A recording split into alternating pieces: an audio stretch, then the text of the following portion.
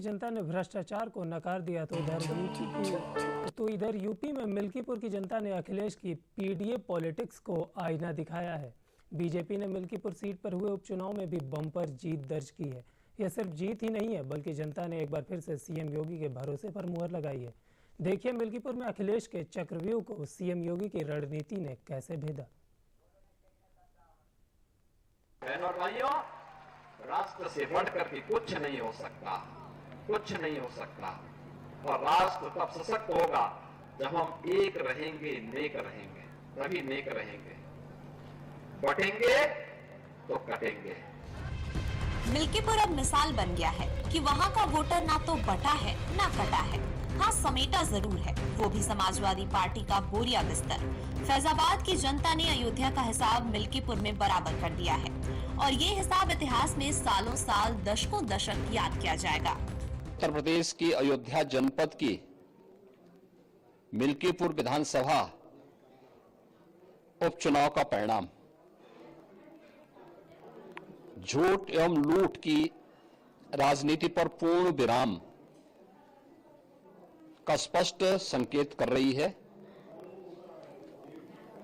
आदरणीय प्रधानमंत्री श्री नरेंद्र मोदी जी के नेतृत्व में सेवा, सुरक्षा, सुशासन और लोक कल्याणकारी जो कार्य पिछले 11 वर्षों से निरंतर चल रहे हैं, उनकी विजय है। ये जश्न उस इतिहास के बनने का है। ये जश्न साइकिल के गढ़ में उम्मीदों के कमल के खिलने का है।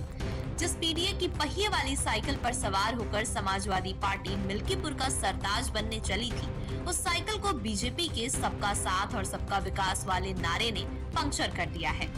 मिल्कीपुर में सपा का ना जिरह काम आया, ना सुबकी, ना ही बूथ पर उनके बेटे का गुस्सा और देश के सियासी साधना को भगवान ने भी स्वीकार नहीं किया।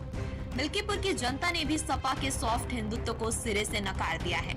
ये जीत बीजेपी के उसके हार्ड हिंदुत्व वाले विचारधारा पर यकीदा को बढ़ाने वाली जीत है। प्रथम मिल्कीपुर की सम्मानित देवतुल्य जनता के चरणों में प्रणाम करता हूं, उन्हें वंदन अभिनंदन करता हूं।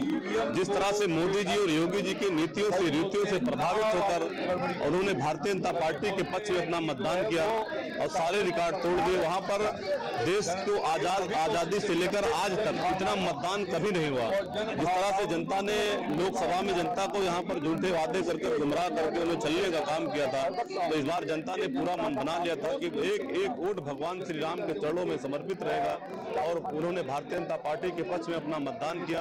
इसके लिए मैं उनका आजीवन आभारी रहूंगा, मैं उन्हें धन्यवाद देता हूँ। वहाँ की जो भी मूलभूत सुविधाएं होंगी उससे मैं भरसक प्रयास करूंगा कि उन जनता तक पहुंचे और जो भी समाज में खड़े अंतिम पायदान पर खड़े व्यक्ति तक हर सुविधा पहुंचाने का काम करेंगे और उनकी जो भी मूलभूत सुविधाएं हैं उसे पहुंचाने का काम किया जाएगा। एक तरफ सनातन का सबसे बड़ा मेला महाकुंभ, तो दूसरी तरफ मिल्कीपुर का महाचुनाव और दोनों ही जगह विजेता सीएम योगी ही निकले। भले ही जीत बीजेपी के चंद्रभान पासवान को मिली है, लेकिन मिल्कीपुर में चेहरा सीएम योगी का ही था। महाकुंभ की व्यस्तता के बावजूद सीएम योगी 6 बार मिल्कीपुर का दौरा कर चुके थे।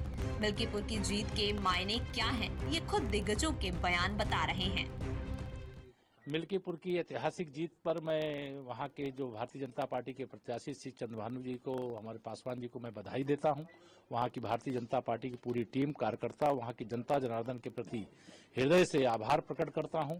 और समाजवादी पार्टी की गुंडागर्दी हारी है, ये अपराध और माफियागिरी को जो बढ़ावा दी वो हारी है। जिस प्रकार से श्री अखिलेश यादव जी ने संवैधानिक संस्था चुनाव आयोग के प्रति जो उन्होंने शब्दों का प्रयोग किया, मैं उसे दोहराऊंगा नहीं, लेकिन इतना ही कहूंगा, यह तो अभी शुरुआत है, अभी ये झांकी है, पूरी पिक्चर बाकी है। 27 में समाजवादी पार्टी समाप्तवादी पार्टी बनेगी। कि उन्होंने जो कृपा बरसाई है, हमारे कार्यकर्ताओं की मेहनत, योगी जी का कुशल शासन और माननीय मोदी जी का मार्गदर्शन, ये मिल्कीपुर का जो सकारात्मक रिजल्ट है वो इस बात का प्रतीक है कि समाजवादी पार्टी का जो अहंकार लोकसभा का था वो बुरी तरीके से टूट रहा है और वो एक चांस रहा होगा जिसमें अफवाहों के कारण तमाम क्षेत्र प्रभावित हुए थे। अब मिल्कीपुर ने जो वास्तविक कार्य है राम राज्य स्थापित करने का बीजेपी का, उसको स्वीकार किया है। अयोध्या के मिल्कीपुर विधानसभा सीट पर हुई गिनती के पल पल का जायजा लेने के लिए हमारे संवाददाता आशुतोष शुक्ला ग्राउंड जीरो पर ही बने हुए थे। अयोध्या के मिल्कीपुर में बीजेपी को मिली जीत पर आशुतोष शुक्ला की रिपोर्ट क्या कहती है, वो भी दिखाते हैं। मिल्कीपुर में जनता ने ऐतिहासिक वोट दिया था और ऐतिहासिक मतों से भारतीय जनता पार्टी यहाँ जीत रही है प्रचंड बहुमत के साथ।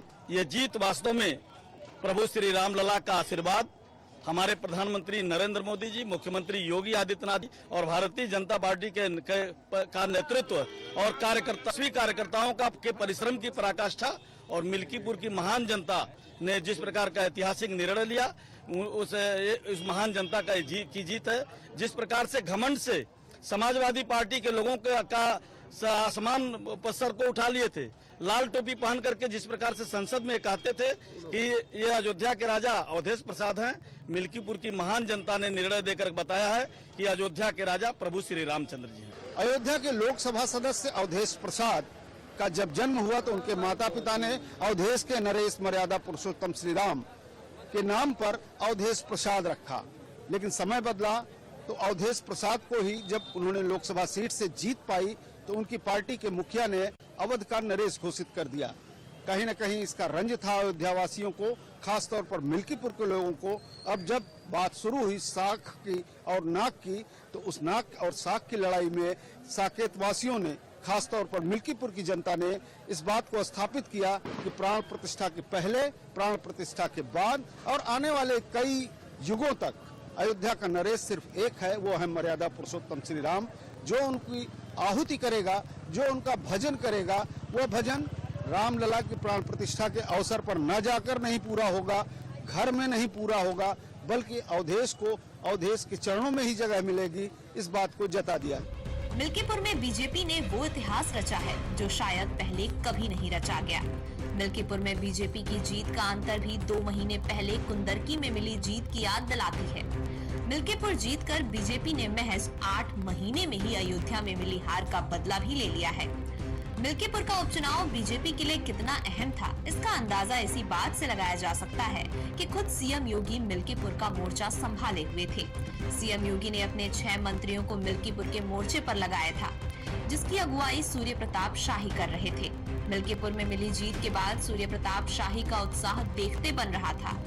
मिल्कीपुर की जनता जनार्दन की और अयोध्या के जनता जनार्दन की जीत है, जिन्होंने भारी मतों से हमारे प्रत्याशी चंद्रभान पासवान को के पक्ष में मतदान किया है, कमल के फूल को खिलाए हैं। यह जीत आदरणीय प्रधानमंत्री मोदी जी की सरकार की नीतियों की जीत है, उनके विकास और गरीब कल्याण के कार्यक्रमों की जीत है। यह जीत उत्तर प्रदेश के मुख्यमंत्री योगी आदित्यनाथ जी की कानून व्यवस्था और राम राज्य लाए जाने की दिशा में निरंतर किए जा रहे प्रयासों की जीत है। यह जीत सनातन धर्म और आस्था के केंद्रों पर समाजवादी पार्टी और तथाकथित पीडीए के द्वारा उसका जनता ने भरपूर जवाब दिया है, उसकी जीत है। शनिवार को जब सूबे के सबसे बड़े रण में वोटों की गिनती शुरू हुई तो मतों की कसौटी पर बीजेपी पहले राउंड से ही खरी उतरती दिख रही थी और बीजेपी की ये बढ़त लगातार आखिरी राउंड तक बनी रही है और अंत में बीजेपी ने एक ऐतिहासिक जीत हासिल की। मिल्कीपुर उपचुनाव में बीजेपी के चंद्रभान पासवान ने सपा के अजीत प्रसाद को 61,639 वोट से हराया। बीजेपी के चंद्रभान पासवान को 1,45,893 वोट मिले तो सपा के अजीत प्रसाद को 84,254 वोट मिले। वहीं आजाद समाज पार्टी के सूरज चौधरी को 5,439 वोट मिले। मिल्कीपुर की जीत महज उपचुनाव की एक सीट पर मिली जीत नहीं है, बल्कि बीजेपी की विचारधारा पर जनता की स्वीकार्यता की मुहर है।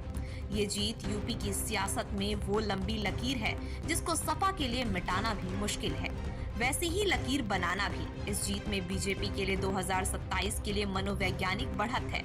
इस जीत में नया नैरेटिव है, वो नैरेटिव सपा के लिए मुसीबत है।